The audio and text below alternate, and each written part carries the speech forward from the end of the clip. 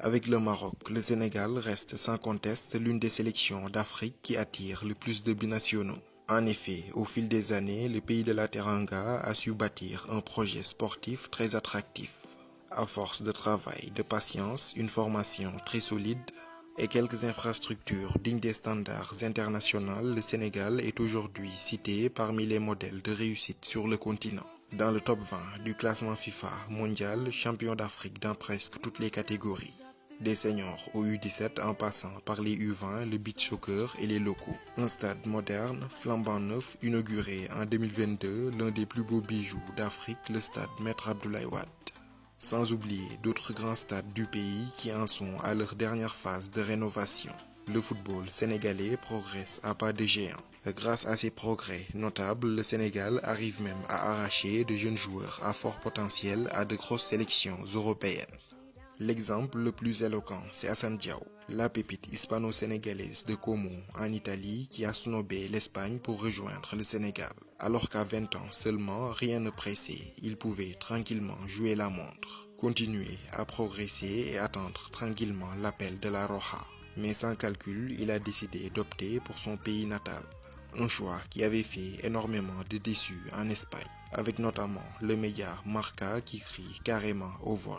Pur produit de la formation belge, cité parmi les meilleurs latéraux de la Jupiler Pro League belge, Ilaï Camara a lui aussi choisi le Sénégal, alors que les portes de la sélection des Diables Rouges commençaient petit à petit à s'ouvrir. Sans oublier Yehvan Diouf, portier du stade de Reims, qui avait donné un avis favorable à Pape Thiaw, tout en sachant qu'il ne sera pas directement intronisé numéro 1. Mais comment le Sénégal arrive-t-il à attirer autant de binationaux de qualité ces dernières années? C'est la question à laquelle Footgal Scientist vous apportera des éléments de réponse.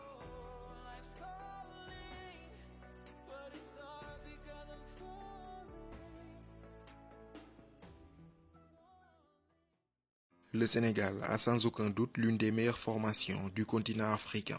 Ce n'est ni de la vantardise, ni des paroles en l'air, encore moins du chauvinisme exagéré, mais une réalité palpable. L'Institut Diambar de Sali et l'Académie Génération Foot de Denis Biramdao, les deux principaux pourvoyeurs de talent du Sénégal, sont de véritables usines à pépites. Dans l'effectif actuel de la sélection senior, de nombreux joueurs sont issus de ces deux centres de formation. Idrissa Gana Gueye et Pathé Ciss sont formés à Diambar, de même que Bamba Dieng. Sadio Mané, Ismaïla Sarr, Habib Diallo, Pape Matar Sarr et Lamine Camara sortent quant à eux de Génération Foot. Cette solide formation à la base, en plus d'un bon suivi opéré par la direction technique nationale, ont permis au Sénégal d'être très compétitif sur toutes les catégories et d'intéresser encore plus de binationaux. Les joueurs récemment cités ont fait quasiment toutes les catégories de jeunes du Sénégal. La bonne réputation de la formation sénégalaise transcende même les frontières du pays de la Teranga. Même à l'international, le travail remarquable au niveau de la formation est magnifié.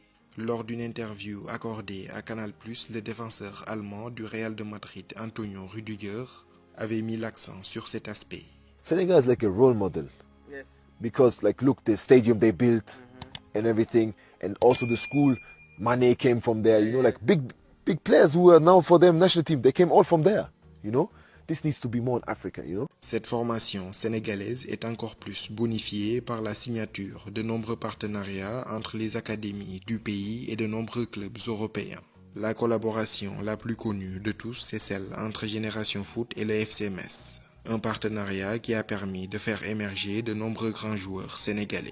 L'Académie Dakar Sacré-Cœur est en partenariat avec l'un des meilleurs centres de formation de France, l'Olympique Lyonnais. Sans oublier Diambar qui à une époque collaborait avec l'Olympique de Marseille. C'est d'ailleurs dans le cadre de ce partenariat que Bamba Dieng avait rejoint l'Olympique de Marseille, avant d'être l'une des grandes révélations de la CAN 2022 remportée par le Sénégal.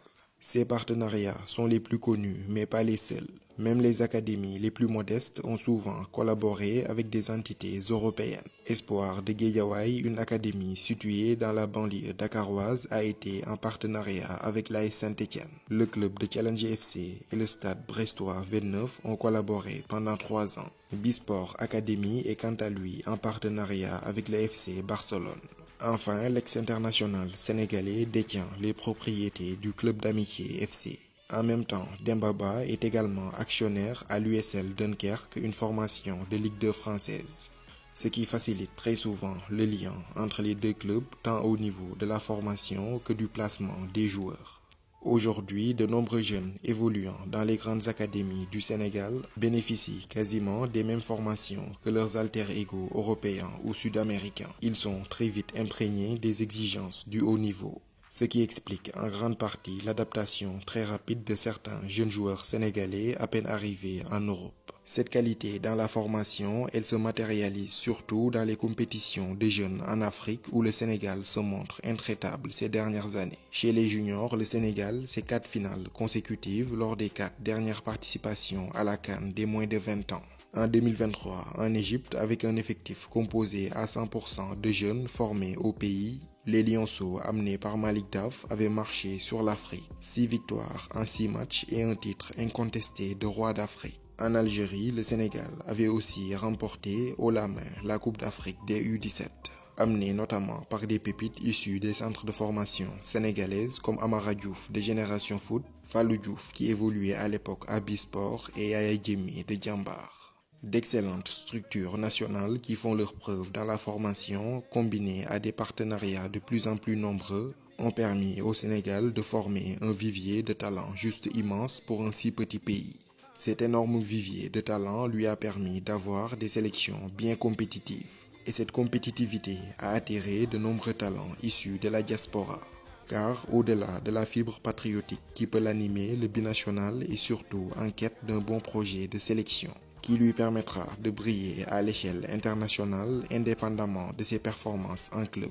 19e au classement FIFA mondial, candidat au titre de champion d'Afrique à chaque édition et désormais habitué à jouer les Coupes du Monde, ce Sénégal est complètement différent de celui des dernières années.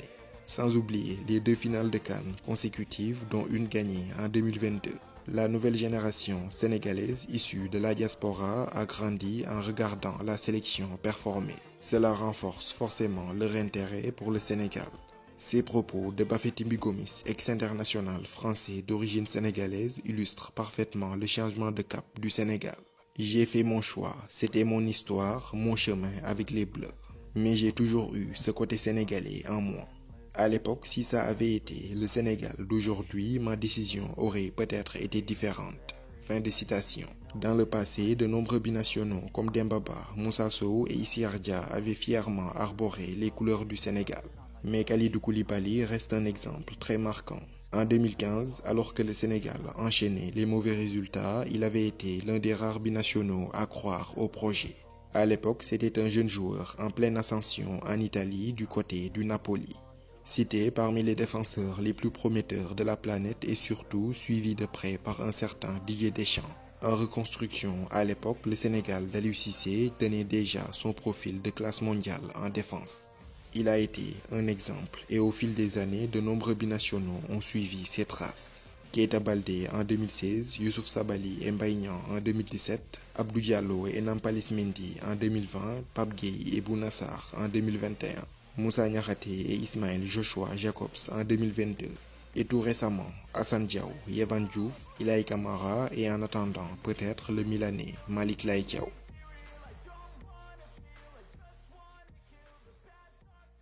L'attractivité du Sénégal réside surtout dans sa réputation. Tous les binationaux qui ont été en sélection sont unanimes.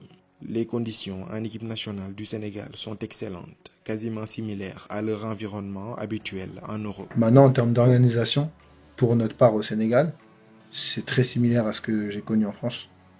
On voyage dans des bonnes conditions, avec des bons vols, on va dans des bons hôtels, même quand on est au Congo. On est sponsorisé Puma, tu vois, il n'y a pas grande différence, parce qu'aujourd'hui, au Sénégal, tu as un système d'académie déjà.